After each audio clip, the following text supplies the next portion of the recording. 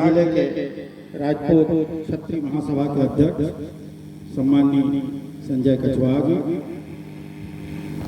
उनके साथ आए बालाहाट से या जिले के सभी कार्यकारिणी के सदस्य, मंच पर आसीन सभी सामाजिक प्रबुद्धजन, सभी सामाजिक बंधुओं, मेरे युवा साथियों और बड़ी संख्या में उपस्थित मेरी मातृशक्ति, अपनी ओर से सादर प्रणाम करता हूँ। आप सबका अभिनंदन करता हूँ।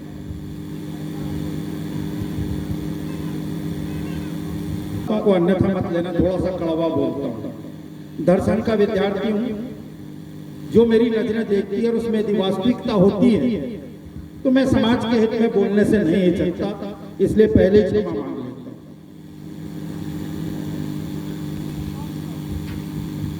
राजस्थान के मेवाड़ की धरा पर एक शख्सियत ने जन्म लिया।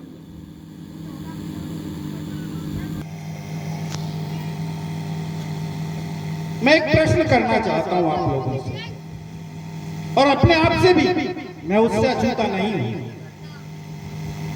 पहला प्रश्न मेरा अपने से ही होता है, कभी हमने इस बात की चिंता की है क्या कि 284 वर्ष पूर्व जिस शख्सियत ने मां भारती की गोद में जन्म लिया था, आज हम उनको क्यों याद कर रहे हैं?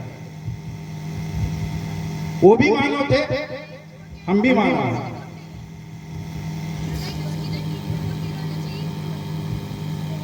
हर आदमी इस धरा पर जिसने जन्म लिया है उसको मौत की सच्चाई भी मालूम है, लेकिन जो आदमी 284 वर्ष से अखिल ब्रह्मांड में जिंदा हो, उसका कारण क्या है?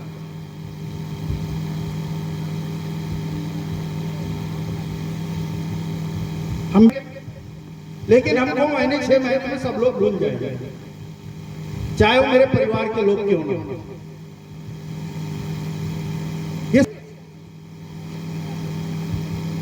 लेकिन आखिर 284 वर्ष बाद भी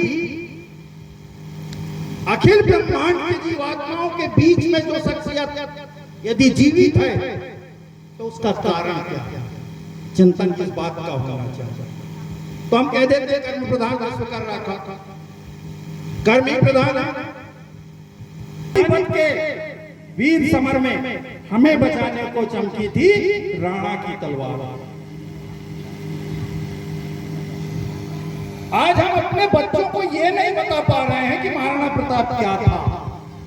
कभी माँ बाप ने अपने नए जनरेशन को यह बताने का प्रयास नहीं किया कि ये तस्वीर किसकी है, और हम अपने बच्चों से उम्मीद रखते हैं कि वो हमारी विरासत को जिंदा रखे, हमारे धर्म संस्कृति को जिंदा रखे। संभव है क्या?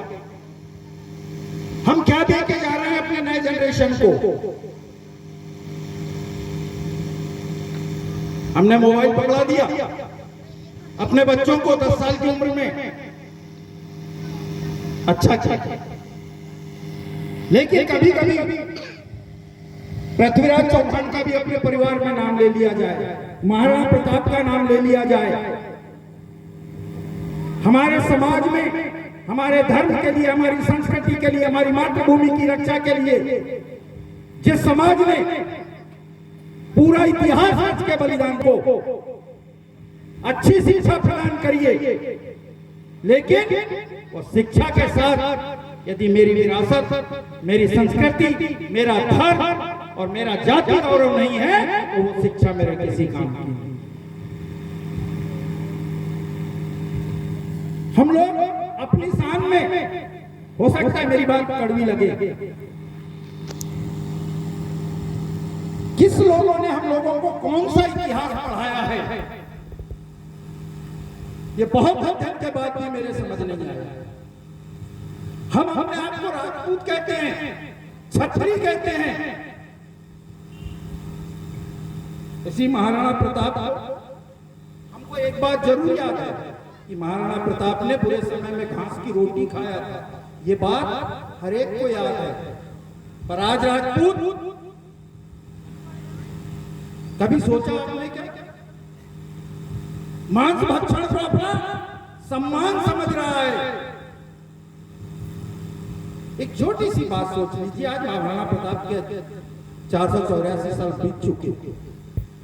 यदि राजपूत मांस भक्षण किया होता तो उस जंगल में महाराणा प्रताप घास की रोटी क्यों खाता? वहां तो बहुत से जा जाते।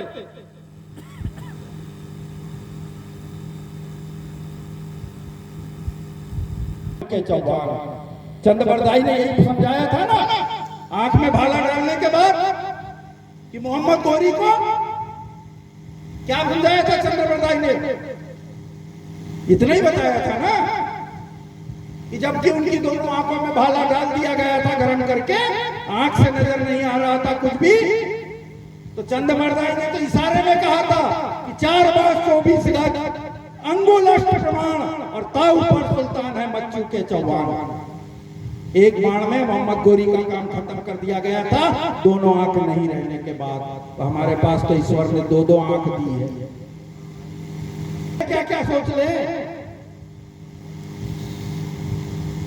और यदि परिवारों में सबसे पहले किसी चीज की आवश्यकता आज के युग में है, तो वो परिवारों में नए जनरेशन को जन संस्कारों की आवश्यकता है।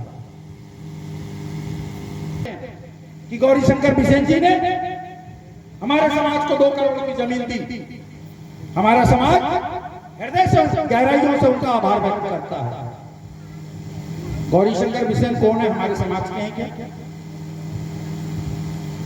नहीं है। हम उदाहरण दे रहे हैं मंचों से, लेकिन अपने भाई से, अपने काका से, अपने मामा से, अपने फूफा से 4 अंगुल जमीन के लिए कोर्ट कचहरी कर रहे हैं, परिवार में दुश्मनी पैदा कर रहे हैं।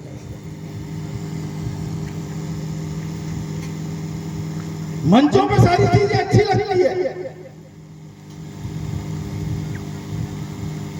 लेकिन आई ना हूं चेहरे के दाग को दिखाऊंगा, जिसे बुरा लगे वो सामने से हट जाएगा।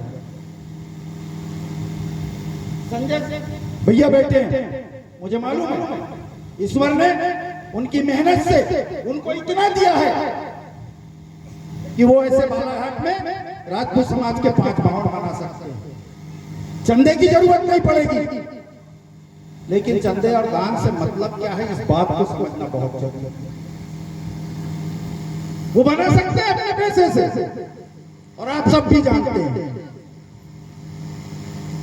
क्योंकि 10 साल में उस आदमी ने समाज को कहां से कहां ले गया। अभी तक हम यही जान रहे थे कि हमारा समाज बालाघाट जिले में 2, 4, 5 गांव, 10 गांव, 20 गांव में है।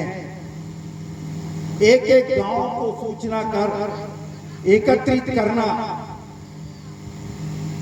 और अपना सब कुछ समय देकर, श्रम देकर, धन देकर हम सबको एक सूत्र में बांधने का यदि प्रयास किया है, तो उसका नाम भी संजय कछुआ। वैसा भवन बन जाएगा, लेकिन उस भवन से मेरी आस्था क्या होगी, मैं आपसे पूछना चाहता हूं।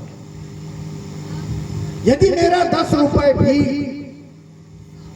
उस मकान पे लगेगा, तो जिस दिन मैं उस चौखट पे पैर रखूंगा, उस नींव का ईंट भी कहेगा कि मेरा भी श्रम इस भवन की इमारत में।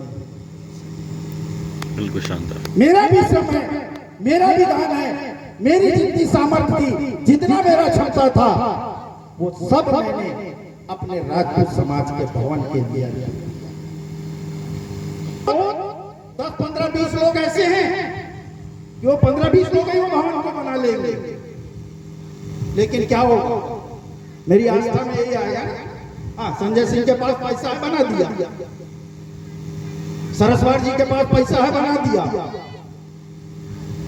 मेरे भाव क्या हुए उस भवन से? मेरी आस्था कितनी गहराइयों से जुड़ी उस भवन से? मेरा अपना क्या लगा? और जिस दिन मेरा 100 रुपए भी उस भवन में लगेगा और उस दीवार पर कहीं मुझे कचरा दिखेगा, या उस हाल में जब जाऊंगा तब वहां कोई कचरा पड़ा दिखेगा, तो मेरी आस्था, मेरी भावना कहेगी कि ये मेरा भवन है, इस कचरे को मैं सबसे पहले बाहर। इसलिए आपके सहयोग की जरूरत है कि एक भाव पैदा हो, एक सामर्थ्य पैदा हो, एक समर्पण पैदा हो, एक अपनत्व पैदा हो कि ये मेरा। दूसरी बार इस गांव में आना किया। मैं सबका हृदय की गहराई से आभार व्यक्त करता हूँ। धन्यवाद आप सभी को देता हूँ और अपनी वाणी को विराम देता हूँ।